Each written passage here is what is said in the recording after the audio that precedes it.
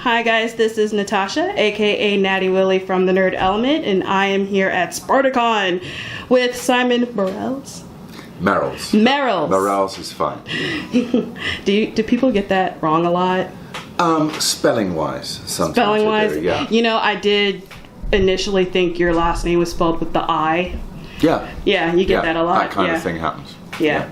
So this is your first con ever. So SpartaCon popped your con cherry. I am no longer a con virgin. I'm experienced. Yes, now. you're experienced now. Yeah. How's the experience been for you for SpartaCon? It's great fun because it's a really special show to us.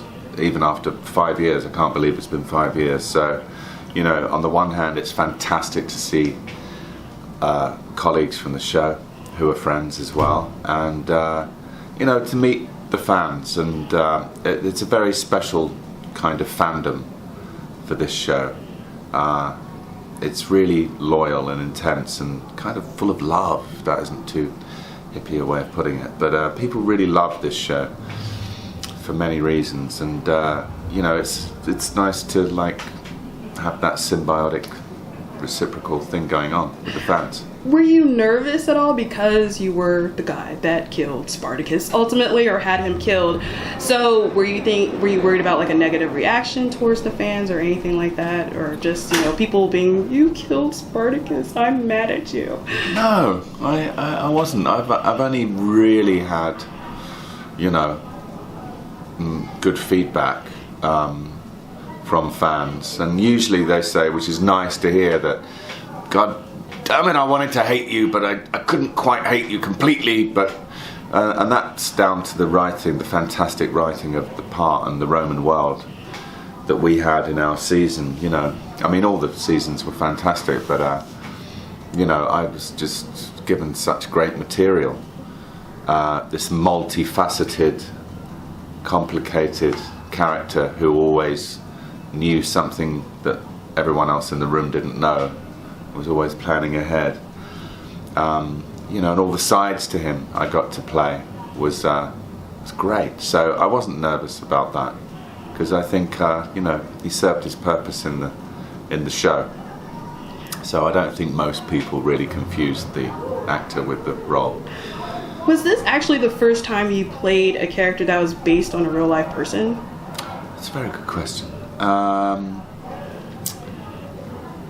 Well, you know, I've been in theatre a lot, and played Shakespearean roles that, you know, they were based on actual figures in history. But no, I would say that this role is the one that I researched for a real person, mostly for my first So if you could play another maybe historical figure, like who would that be? That's a very good question, and as you're asking it, someone's knocking at the door. Yeah, well, we're almost done, so. Yeah.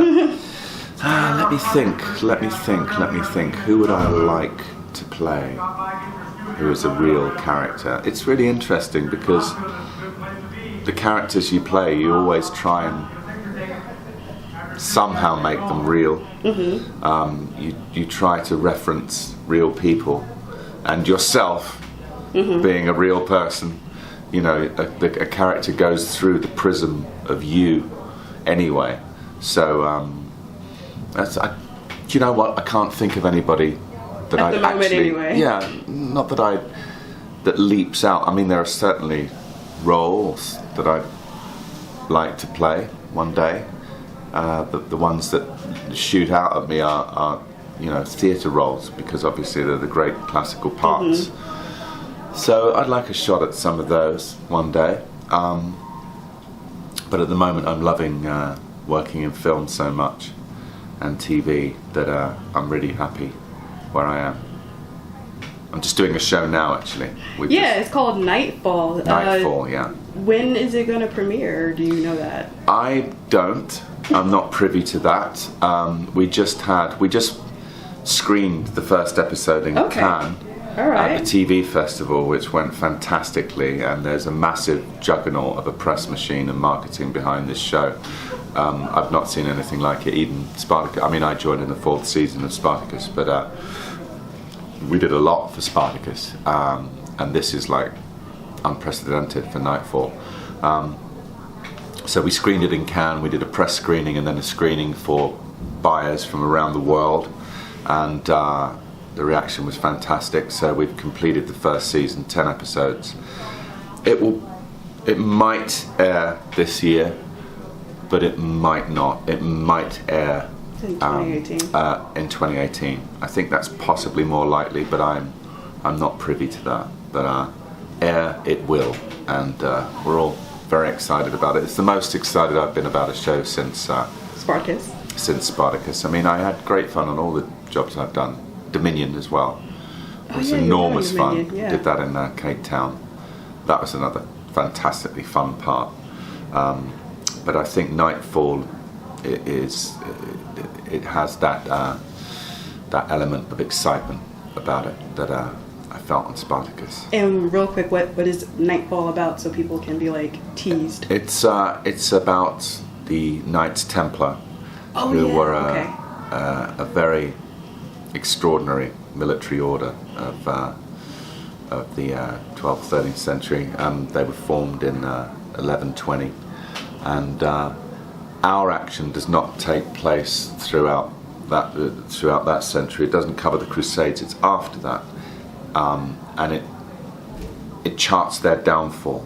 So this show opens with the fall of the Battle of Acre, where we're expelled from our last main stronghold in the Holy Land, and then you shoot forward 15 years to the Paris Temple, and there we are, the Templar Knights, respected, rich, revered, but without the cause that we have in the East.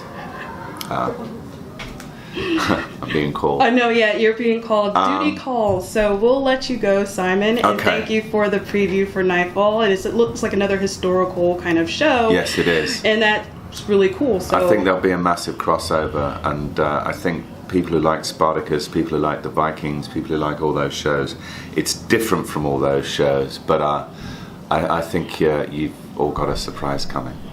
Well, thank you so much. Thank you.